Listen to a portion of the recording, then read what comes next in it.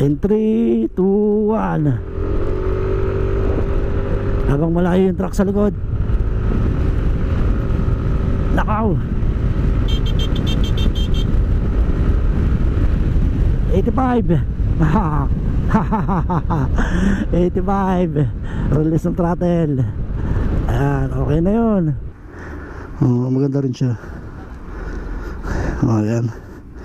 Siyempre, dapat ride safe tayo lagi. Masarap siya gamitin sa kamay. Medyo may kamahalan nga lang kasi bili namin ni Mrs. dito is worth 1,700 din sa Moto World sa SM.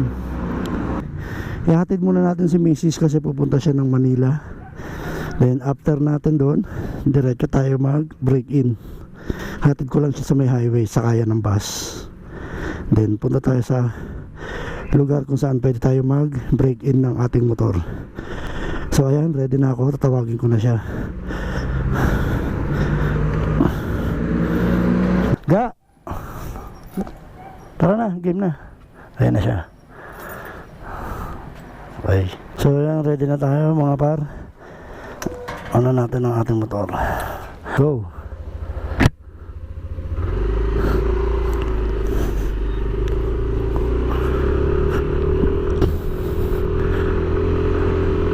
So bali, pagkahatid natin kay Mrs., pupunta tayo doon sa isang lugar kung saan pwede tayo mag-break in ng ating motor na maluwag-luwag doon. Hindi man siya bagong kalsada pero hindi pa ganun ka-crowded o hindi pa ganun karami yung dumadaan na sasakyan doon. Mga par, nandito tayo sa intersection. Siyempre naka-A ang ating odometer, ibig sabihin automatic siyang mag-shut off o shutdown yung makina. Throttle lang natin ng konti, then pwede na siya tumakbo. So andito tayo sa Dasmariñas Park na pinaganda ng aming mayora. Maganda na rin ang kalsada rito, pero hindi tayo dito magbe-braking kasi maraming sasakyan. Kung tayo pupunta sa kabilang kalsada, meron doon na bihira lang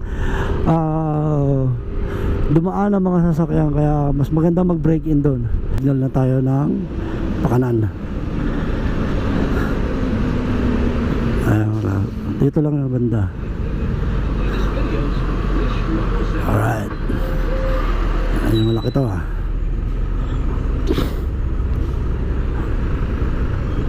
Dito tayo sa BPI. Yan, sabi ko ito mga par, yan kusa siya nag-shutdown kasi tumigil na ako. So ayun mga par, naihatid na natin si Mrs. sa sakayan ng bus papuntang Manila. Ikot lang tayo, then pupunta na tayo sa kung saan tayo mag-break in. So yung sabi sa akin sa kasa, ang takbo ko is 30 to 40, then i-release ko daw yung throttle, wag ko daw lulunurin o i-standby. So ganoon naman ang ginagawa natin kung ano yung bilin sa kasa, para at least hindi agad masira o hindi mabigla yung piston ng motor. Siyempre bago, hindi pa kayang ano, pero halos magto 2 weeks na rin sa akin tong motor. So kahit paano na ipapalo ko na ng 50 to 60, release ko agad yung throttle, binibitawan ko agad. Dito tayo sa may looban ng Dasma kasi may titignan din ako na bilihan ng top box. So pinaplano namin ni Mrs. bumili ng top box para at least may bukod sa U-box na malalim naman na to, syempre may mapaglagyan pa kami ng mga gamit namin para pag nag rides kami. Mga par, gaya nga ng sabi ng iba, naririnig kong kwento, masarap gamitin o masarap i-drive ang NMAX. Komportable ka, mabilis din siya, pero hindi siya advisable daw na pangarera. Hindi katulad ng Aerox, sabi nung nasa kasa. Yun nga. NMAX natin is more on for city, hindi siya pang off-road, hindi siya advisable pang off-road. So sisirain ang motor mo pag pinilit mo ba sa off-road.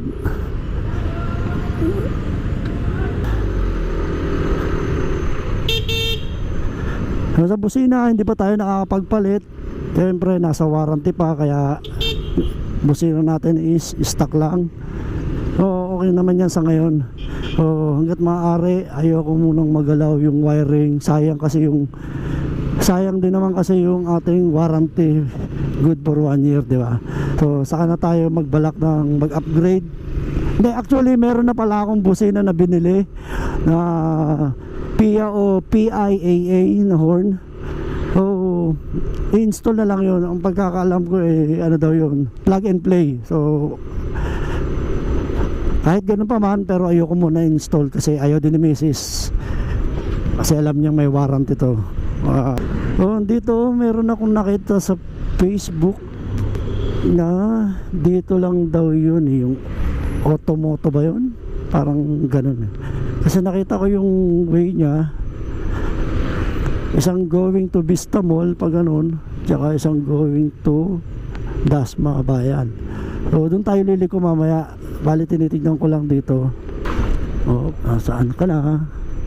Automoto Motolite. Parang hindi naman siya dito.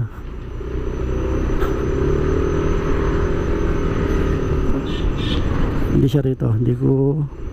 Ito yun, Automoto. Nakita ko na yung Automoto. Puntahan natin yan sa katapusan para bumili tayo ng top box. So gagawa rin ako ng video para dyan. Diba parang lang siya, garahe, tapos sunod na garahe ginawa ng store. So yes, kuya natin sa atin. Susunod na lang, balik tayo dyan. Let's go. Maganda na yung kalsada rito. Sarap tumambay rito, ayan maraming puno, presko, may mga upuan, pwedeng magpahinga ang mga kapwa natin riders na bilad sa araw. Pwede rito. Tapos ito na yung Aguinaldo Highway. Bali umikot lang tayo, then siguro didiretso na lang tayo sa looban dadaan. So ayun na nga mga par, nandito tayo na uli sa ating dinaanan kanina. So kung mapapansin nyo, yung side mirror ko pinalitan ko na ng yung stock, tinanggal ko na. So ang gamit kong side mirror is Street King version 2 ata to. Kasi matagal ko na to binili para sa motor kong Mio 4. Hindi siya compatible doon. So ang ginawa ko, tinabi ko na lang kasi sabi naman ni Mrs. bibili kami ng NMAX nga na pangarap namin dalawa. So nilagay ko na, kaya dito ko na siya kinabit sa NMAX natin. So okay naman siya, goods na goods, fit na fit, and maganda ang kinalabasan. Dito tayo, sarga tayo sa kabila, dito sa may area E, then dun tayo lalabas. So yung kilometer ko nasa 206 na, so 300 na lang o 200 something. So pwede natin siyang dalhin sa kasa, pero bi-break in muna natin ng mas malayo-layo o mas mataas ang kilometer per hour. Kasi doon lang sa lugar namin, ang takbo ko lang is 30 to 40, mataas na yung 50. So papalo natin siya ng 80. Siyempre re-release natin agad ang throttle para hindi malunod o hindi mabigla. Video yung ginagawa ko ay yung nalalaman ko lang ng konti sa motor. Siyempre sana matuto pa tayo katulad ng iba. At yung mga magiging rides namin ni Mrs. yan ang mga asahan yung mga magiging video namin na i-upload ko sa mga susunod na mga araw, linggo, buwan at taon.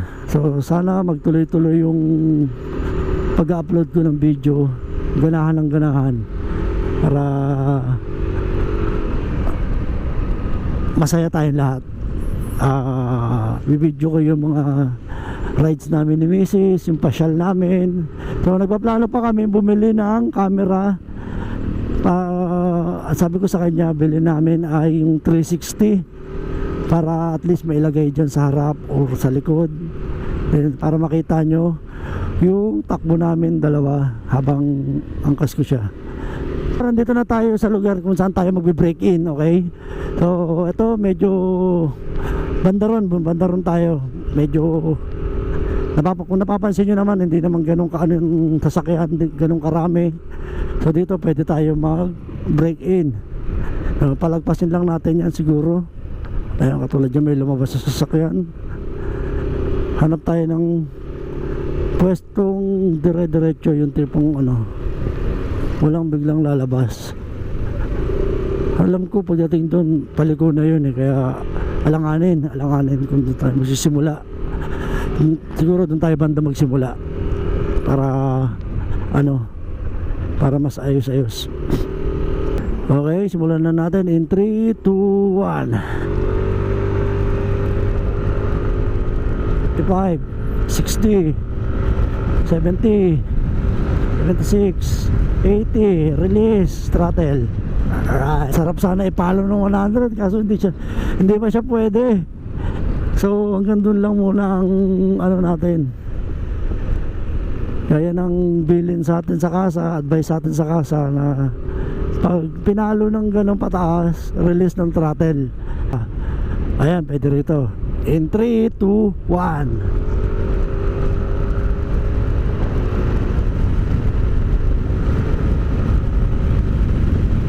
Uy, buko.